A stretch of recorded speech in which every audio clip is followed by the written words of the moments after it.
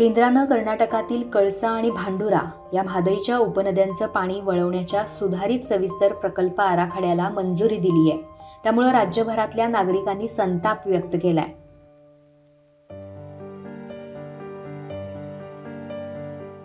रामेश्वर मंदिर ते आंब्याचो हरळ या 5 किलोमीटर भागातल्या कळसाचं पात्र कर्नाटक जलविभागानं अक्षरशः उद्ध्वस्त केलंय.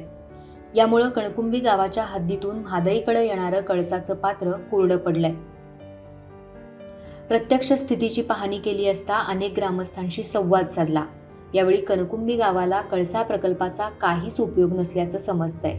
या गावाच्या हद्दीत मलप्रभा नदीचाही उगम आहे. असं असलं तरी गावाला पाण्यासाठी कूपनलिकांवरच अवलंबून राहावं लागतंय. कर्नाटक सरकार कधीही कळसाचं पाणी वळवण्याचं काम सुरू करू शकतं असा संशय कणकुंबीतल्या ग्रामस्थांनी व्यक्त केलाय. सध्याची स्थिती पाहिली तर कळसाच्या पात्रापर्यंत खोदलेल्या कालव्यातून कळसाचं पाणी सध्या प्रवाही आहे. ते पाणी खोदलेल्या कालव्यात जमत असून त्याच ठिकाणी जमिनीत मुरतंय.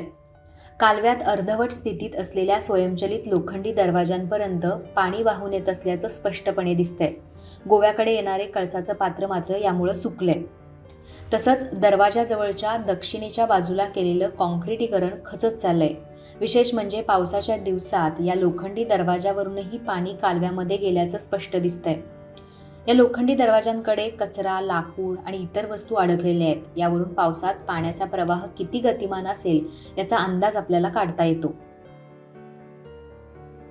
या प्रकरणात सेन्सरसाठी खास सिमेंटचे खांब उभे केलेले आहेत. पाण्यासाठी कर्नाटक उपरोक्त विषयाकडे किती संवेदनशीलपणे पाहतंय हे दिसून येतं. तर दुसरीकडे गोवा सरकारनं गाफीलपणाचा कळस गाठला असल्याचं दिसतंय. केंद्रीय जल आयोगानं सुधारित आकड्याला परवानगी दिली आहे. तसंच मे महिन्यात कर्नाटक राज्यात विधानसभा निवडणूक होत आहेत.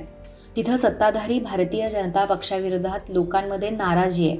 त्यामुळे जनाधार मिळवण्यासाठी आवश्यक परवानग्या न घेता कर्नाटक सरकार बेकायदेशीर काम पुढे रेटू शकतं असा कयास काही पदाधिकाऱ्यांनी व्यक्त केलाय. हा सगळा प्रकार लक्षात घेता म्हादई प्रश्नी गोवा सरकारनं यापुढेही बेफिक्री दाखवली तर गोमंतकाच्या पदरी तहानलेपण आहे हे निश्चित.